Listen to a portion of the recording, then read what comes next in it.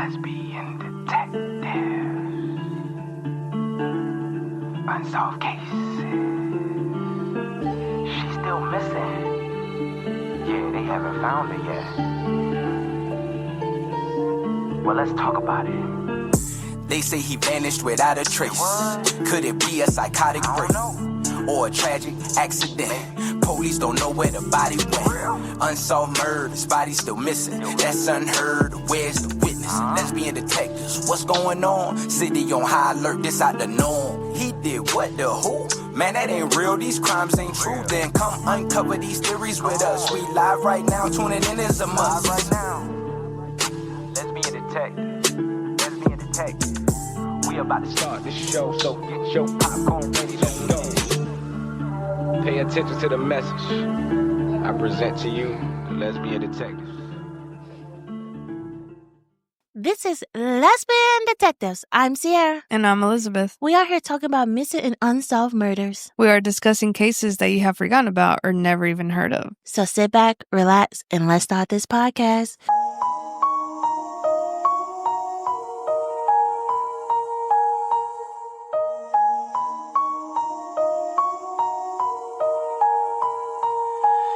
Welcome back, everyone. And I know it's kind of late, but happy Mother's Day to all the moms out there. I know it's like a couple days ago, but I forgot to say it in the last podcast, so I'm saying it this one. So happy Mother's Day to the moms-to-be, to the moms that got like 18,000 kids, or the mom who got like one kid like me. Happy Mother's Day. I don't know how y'all do it. We're one and done. Right. I am completely done having kids. Can't. She's amazing, but whew. They're a lot of work. The teenagers are a trip. But this case right here is a doozy. And I kind of talked to some of my podcasting friends and lovers of true crime, and none of us could agree what we thought the sex of the person that actually unalived this person was. We was all kind of like in between. It could be anyone. Yeah, but when we get to theories, you guys gonna see why we was on a toss-up. Okay. Now, let's get into the case. It was a quiet Sunday night in late August of 1975. The kind of Texas even, the skies turn to a velvet and the heat finally breaks. A young woman, newly married and just 18 years old, had dinner with her parents. They laughed, talked, and said goodnight around 8:30 p.m. She was dropped off at her modest home she shared with her husband, a small place nestled in a peaceful neighborhood. He wasn't home. He worked nights just a short drive away at a local pizza restaurant. She settled in, watched a little television, then called her husband at work. She told him she might drop by later to visit, maybe bring a puzzle book, keep him company while he closed up. But she never made it there. When her husband called around 10 p.m., there were no answer. He didn't worry. Not yet. Maybe she changed her mind. Maybe she gone to her parents again. He went back to work, wiped down the tables, swept the floor, and locked up. And then he drove home. The lights were off. The house was still. But in the carport, just steps from the door, was her body. She was stabbed 17 times. Her clothes were disarrayed, but the scene suggests something even stranger. Though it appears she was sexually assaulted, she hadn't been. She was left there, partially undressed, in a pool of her own blood. Inside the home, a kitchen window was shattered. Glass sparkled across the floor. But there was no blood inside. It seemed she made it out before the attack, likely on her way to see her husband, when someone stopped her. Near her body lay a pen, a crossword book, and her keys. Her purse was gone. The house was untouched, her jewelry still on her wrist, the car door locked. The back door to the home, usually kept secure, was unlocked. Police searched the neighborhood. One man remembered seeing a strange car parked in the driveway earlier that night, but it was gone by the time her parents dropped her off. No one heard her scream. No one saw her kill her. Days later, a knife was found, discarded on the side of the highway. It was tested quietly, but no conclusion were ever released. But then something even more disturbing surfaced. Her wedding photo album missing, vanished from the house. Maybe taken by a loved one in grief. Maybe taken by the one who ended her life. For a time, suspicion pointed into all directions. A man far from town confessed, but the details didn't match. The layout of the house, the color of the walls, the manner of the unalivened, and beside, he was hundreds of miles away that night when it happened. Years passed, the case went cold. But in the darkness of unsolved death, time can be both an enemy and an ally. Decades later, a new set of eyes reviewed the evidence. Modern tools, DNA, forensics, might be able to do what old hunch could not do. Evidence was sent to a private lab. Somewhere a sample waits for a match. And the question remains, who knew she'd be home alone that night? Who waited in the shadows of a quiet street? And why, all these years later, has no one spoken? The truth is still out there, somewhere, waiting to be found. This is the case of Deborah Sue Williamson. It was a warm Sunday evening in late August of 1975, the kind of night that felt like summer was honed on at its fingertips. 18-year-old Deborah had spent the day with her parents. Dinner was quiet, uneventful, just the comfort of a family, the clicks of silverware and small talk that will be remembered for years to come, for what it didn't reveal. By 8:30 p.m., the family had finished their meal and driven Debbie back to her modest home in Texas she shared with her husband, Doug. They'd only been married for 3 months. Doug was at work that evening, managing his shift at a local pizza restaurant, not far from their home. Alone in the house, Debbie settled in for a quiet night. She watched a bit of television, then she called Doug to say she'd come by the restaurant later to visit while he finished up. That visit never happened. At first, Doug wasn't alarmed. It was easy to imagine Debbie getting caught up in a TV show, maybe too tired to head back out. But when he called their home around 10 p.m. and got no answer, a civil of uneasiness cut through his thoughts. He brushed it off, reasoned she might go to her parents' home nearby.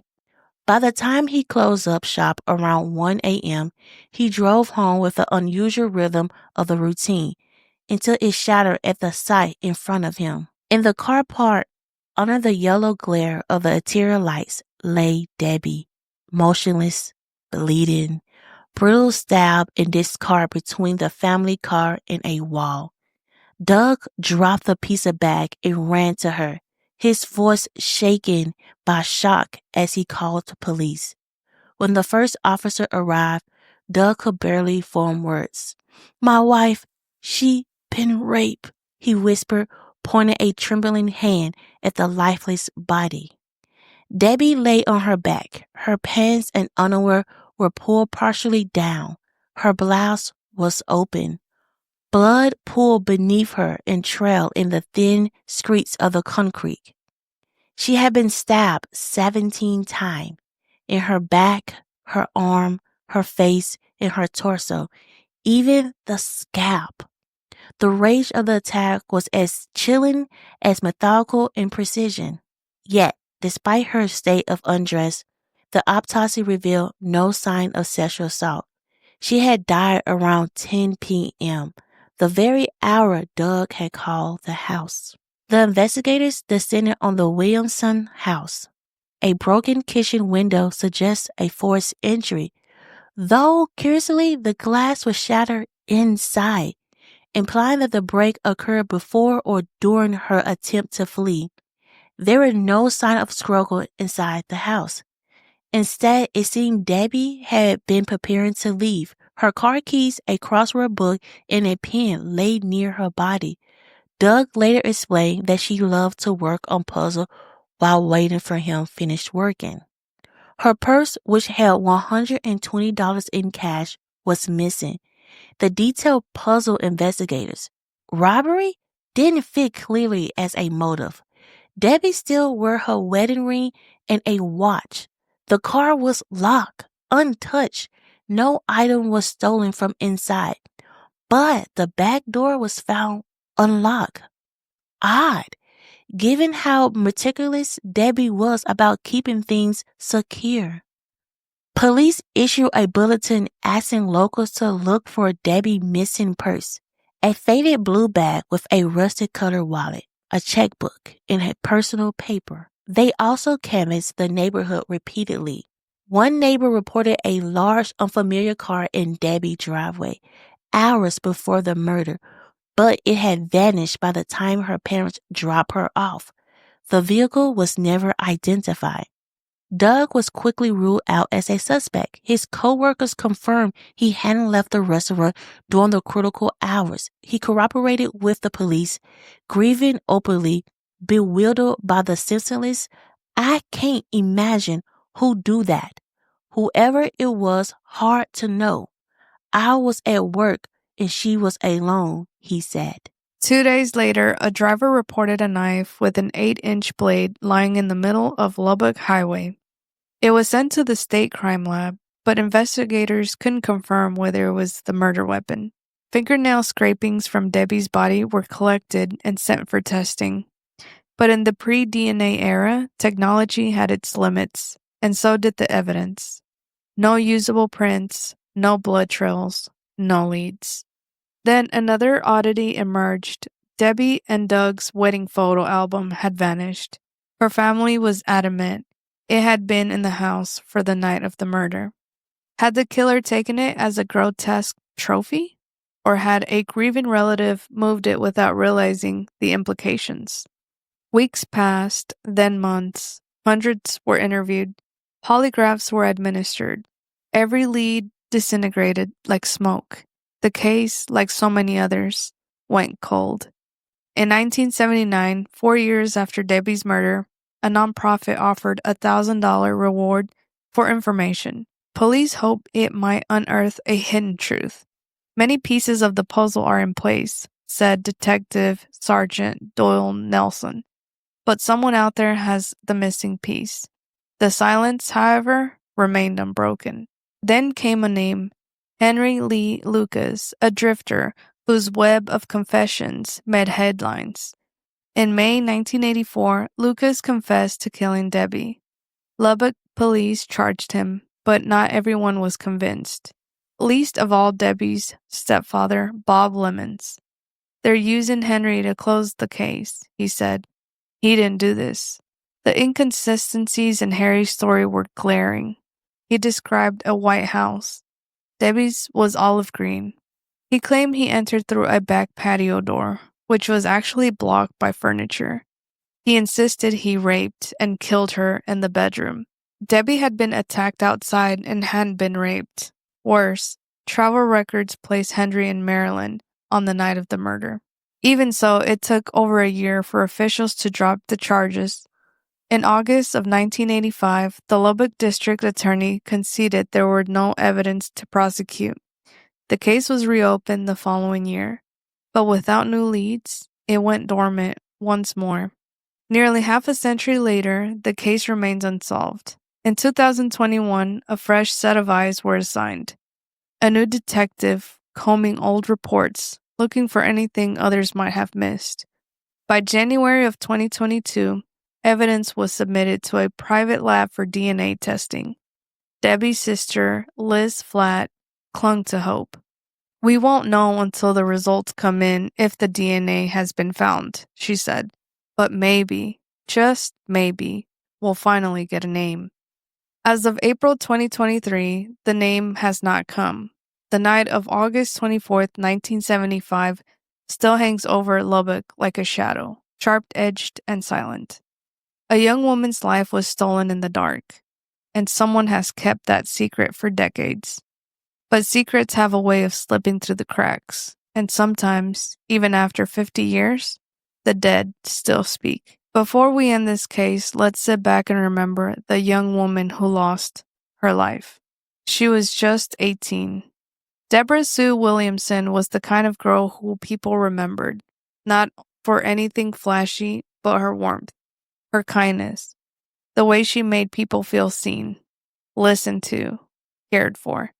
She had her whole life ahead of her, a newlywed, barely 3 months into her marriage, living in a quiet home in Lubbock, Texas. She was building a life, one filled with ordinary, beautiful moments, dinners with family, phone calls with her husband, crossword puzzles while waiting for him to finish work.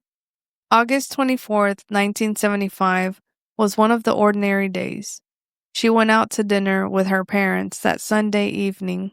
Nothing unusual, just family, just conversation, just love. They dropped her off at home around 8:30 p.m., and she planned to visit her husband later at the pizza parlor where he worked nights. But Deborah never made it. When her husband came home after his shift, he walked into something no one should ever have to see.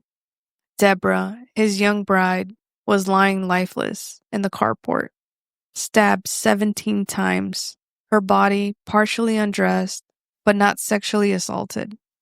Her purse missing, her keys still on the ground beside her. The scene was brutal, personal, and completely senseless. The police couldn't find a motive. The house hadn't been robbed. Nothing else was missing, not even her wedding rings. It didn't make sense.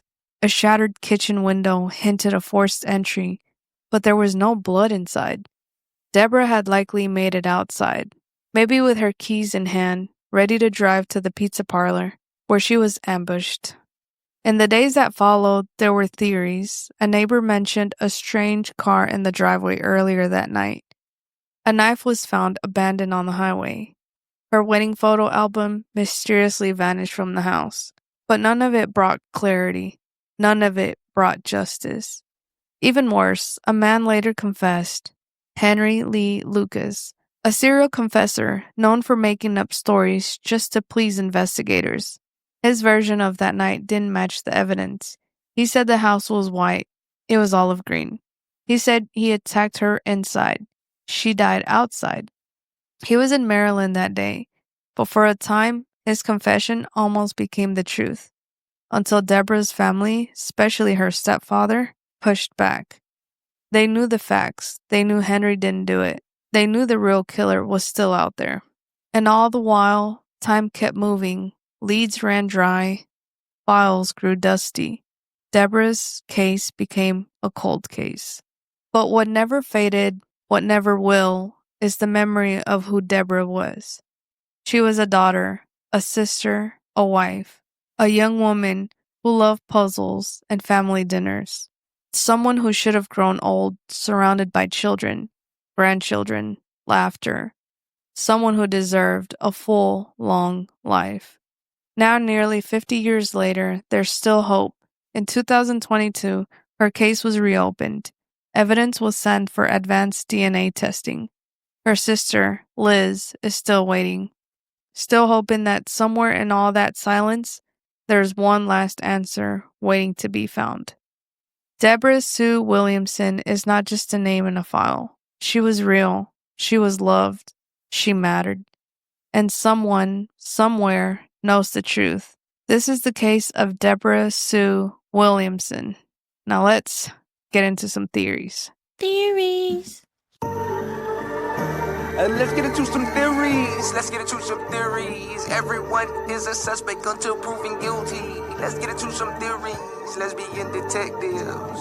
What type of thoughts you thinking? What theories running through your mind? I'm thinking all types of suspicion. Uncover the truth, what we can find. Witness say they saw somebody creeping out the back door. What you think they did it for? That's so crazy, I'm not sure. They found a car, where could she be? Here go another puzzle piece. Research and do your history. It's plenty unsolved mysteries. Everyone is a suspect until proven guilty. Let's get into some theories, yeah. Let's get into some theories. Let's get into some theories. Everyone is a suspect until proven guilty. Let's get into some theories. Lesbian detectives. You or me? Go ahead. I have 3 theories. Okay. So we can play, is it possible or is it not? All right. The first one, what if the husband did it, but he had somebody working with him? So the time she was unalive, he called the phone. That's crazy right there. What if that person, like, that was like their signature? Okay, wait until the phone ring and then that's when you attack. I mean, possibility, we never know. And it seemed like how she was staged and everything around, it seemed like it was a kind of jealousy lover situation. Like, you got my man. And that brings me to my second clue.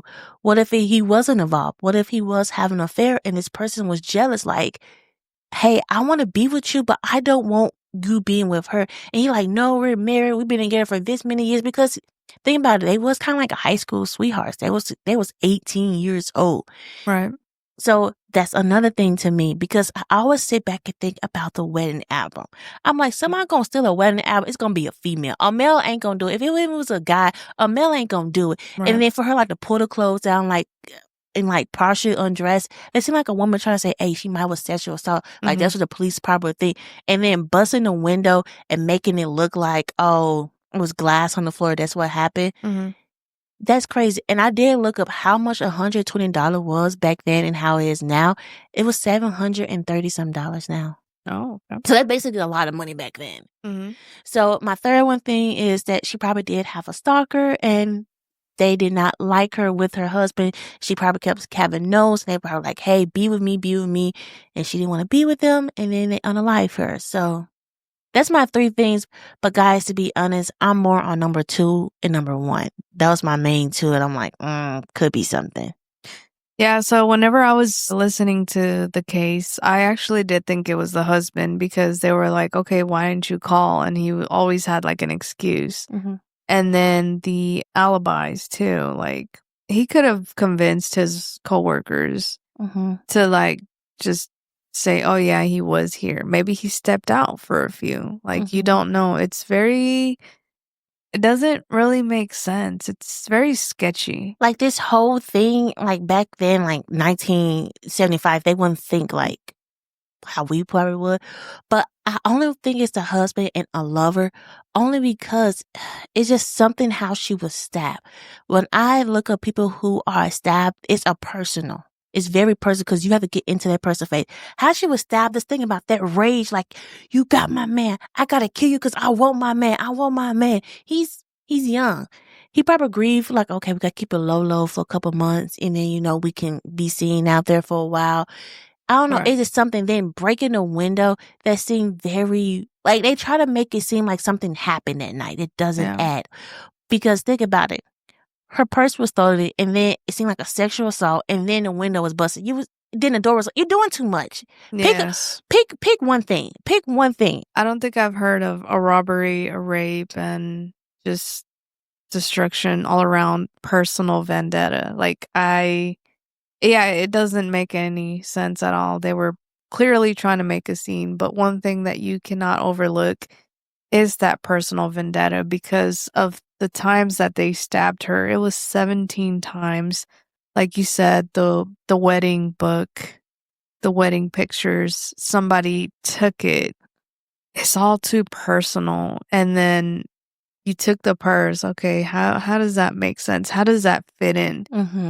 Yeah, it doesn't. The clothes being ripped and pushed down, it doesn't make any sense. But then there was like no sexual abuse.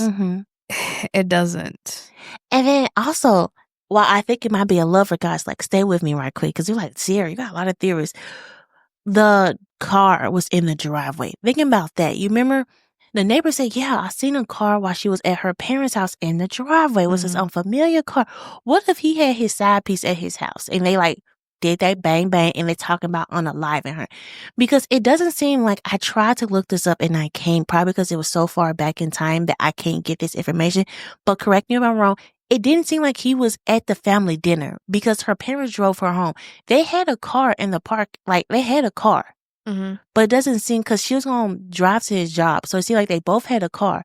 So did he drop her off, was there, had dinner with the family, or just talk a little bit, say, hey, I gotta go to work. And then he probably went home, had his little rendezvous, talk about how he's going to commit the unaliving, and then he went to work to get an alibi. Because you always know the first person the police going to look at is the spouse. I feel like he probably was at work. He had to make sure his coworkers saw him. Mm-hmm. Like, hey guys, yeah, I'm at work. Because I'm thinking about if he was so like, if he called her to see, hey, where are you and you're not here yet, why he didn't call her again and again and again? He only called her one time to check why she wasn't here yet. Right. He came to his own conclusions, but honestly, like the type of person that I am, I would come to every other conclusion than, oh, you're okay. Like I would keep calling. I would probably have somebody come by and check on you. Like I wouldn't just dismiss it like that. Mm-hmm. I just want to know if it was the husband, what was the reason? What was the motive for him wanting to unalive her? What if his family didn't believe in divorces? He really say he wanted to be with this other chick, but him and Debbie was the perfect couple. Think about that. Let's sit back and think. Him and Debbie was a perfect couple. Everybody wanted them together. Everybody believed that they the perfect couple. They would have the white picket fence, everything. They got young married. They're going to have a good life. But what if he didn't want that life and he could not get out of it? And he like, well, you know what? And he's in love with this other chick. Let's call her Suzanne. He's in love with Suzanne. And he like, me and Suzanne, I want to be with you, Suzanne, but I can't not leave her because everybody going to look at me certain way. Everybody going to hate me. I wonder, did he move on after she... I try my best to look for that. I'm telling you, probably because this is 1975 that I could not find Doug information. If anybody know, please let me know. But I looked on you. I typed his name, couldn't find nothing. It was a lot of names came up, but I could not figure it out. And then the reward, it was by a nonprofit organization. Mm-hmm. If I was the husband, I would want to do everything in my power to try and solve this murder. Mm-hmm. And that is even including a reward. I don't know if he reached out to the nonprofit or if it was by a relative or a loved one or friend. Who knows? But I would try and do everything in my power. I would bother the police until I couldn't anymore and try and figure this out. It's just, I don't know, something sketchy about the husband. Because it seemed like it's the phone call. I always get stuck on the phone call. You call her at 10 p.m. and she died at 10 p.m. I believe in like things happening, you know? Coincidences? Yes, I believe in that. But that's too big of one. That's way too big. Because it seemed like they always was talking, like she called him and work, they was always talking. I'm just saying, if she should have been at his job around 10 p.m., right? And she wasn't there. He called the house, said, hey, where you at? You're not here. I'm thinking, why he didn't call at 11 or 12? He got home around 1. So he just kind of let it slide a little bit. Because I'm being honest, guys, I would have called back like 2 or 3 more times. I'm like, okay, she probably gone to sleep then. I would kept calling for a second. He just assumed that she went to her parents' house. I would have called and said, hey, like, is Debbie? I mean, it's certain things that I would have done, but it seemed like how he was calling to check in on her to see if she was on her way. It seemed like he would did those other steps too. I don't know if it's just me, but I get that feeling that he would have. He would have did that extra step. It's just something seems fishy, but I feel like the police saw him as a grieving husband, heartbroken, my wife been unalive, but I can put money on it. If anybody can find out, please inbox me with everything you got. I bet you he was remarried a year or 2 later.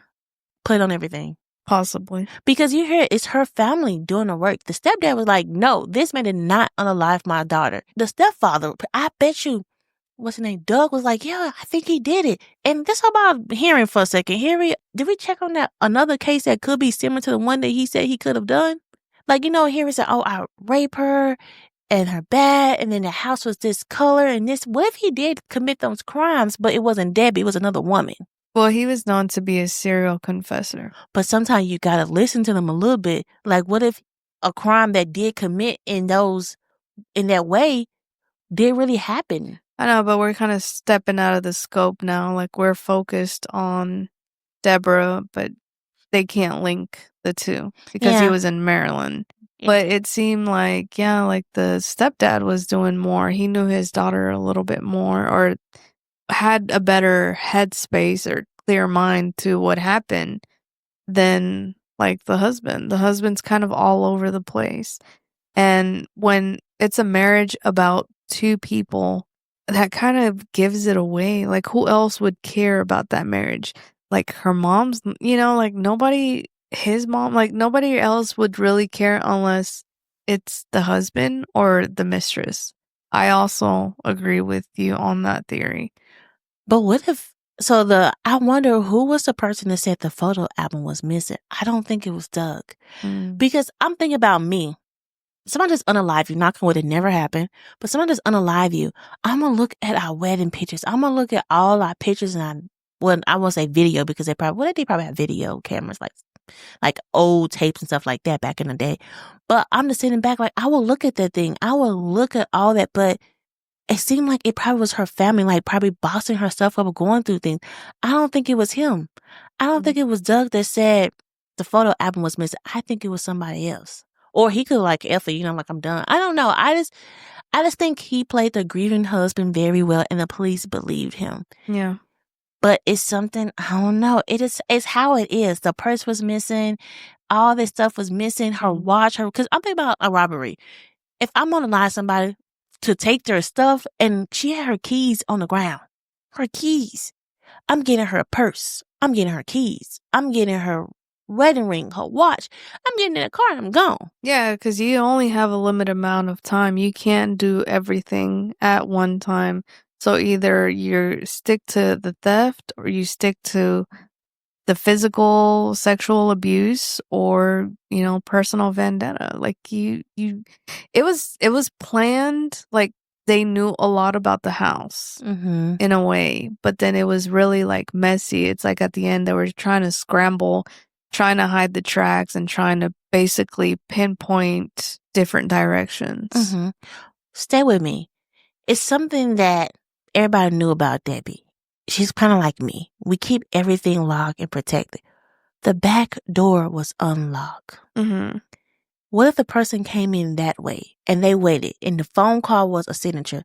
When you hear the phone ring, that's when you attack her because that's when she leaves. It's something with that phone call. For him to call around that time and she died, that's very important to me.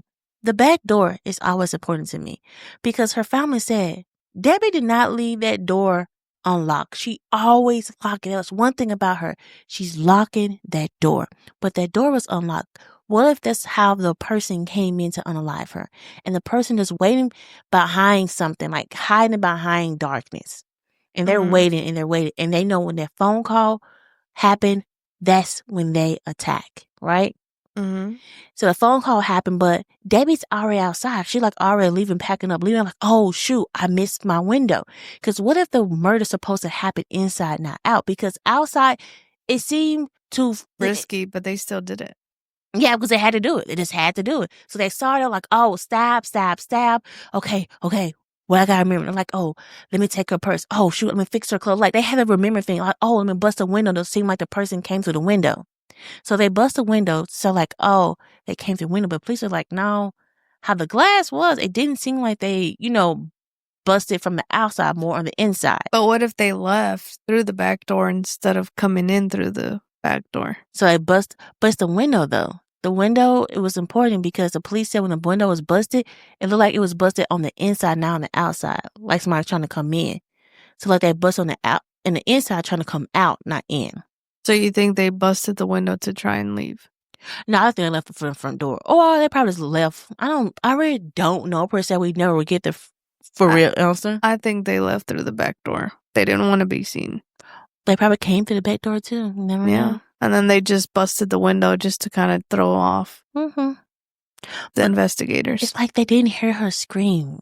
That's weird to me. I feel like you would have heard her scream. I just don't know how you stab somebody in their front door 17 times outside without anybody knowing it. Right. But all the neighbors saw was a car. You saw the car, but you didn't hear the screams? You didn't hear the screams. Like, who found her? The husband? The husband found her. Like, you would have heard the screams to me. I'm sorry. If I'm getting stabbed 17 times, I'm fighting for my life. I'm screaming because it hurts. Because it seemed like it probably hurt, but I'm thinking about it. And then whose DNA are they sending? The person DNA that unalive her. How? They got it from her fingernails. So they have DNA. I wonder why the police are keeping it so quiet. What if the police is keeping quiet because it's a woman DNA? Because they went to a private lab to do all their research, but we don't know what they found. That's kind of hush-hush situation right there. I don't think they would keep quiet because it's a woman. I think they haven't said anything because they don't know who it is. Regardless of the sex, a perpetrator is a perpetrator. They're going to try and find whoever committed the crime so they won't commit any more crimes. Well, the only reason I said they're keeping it quiet is a woman because that's an important detail that we can't know yet as people who watch now for this case. Because when they do the private DNA, it will tell you what race this person is, what their blood type is, what their sex is. It will tell you so much. Yeah. So it seemed like they will have to keep this quiet. And sometimes some DNA, I don't know if it's true, but I watch a lot of TV shows, they can tell you the whole face and everything, like how this person is, like what color hair they have. It's a lot DNA can tell you. Hopefully they can find whoever the perpetrator is.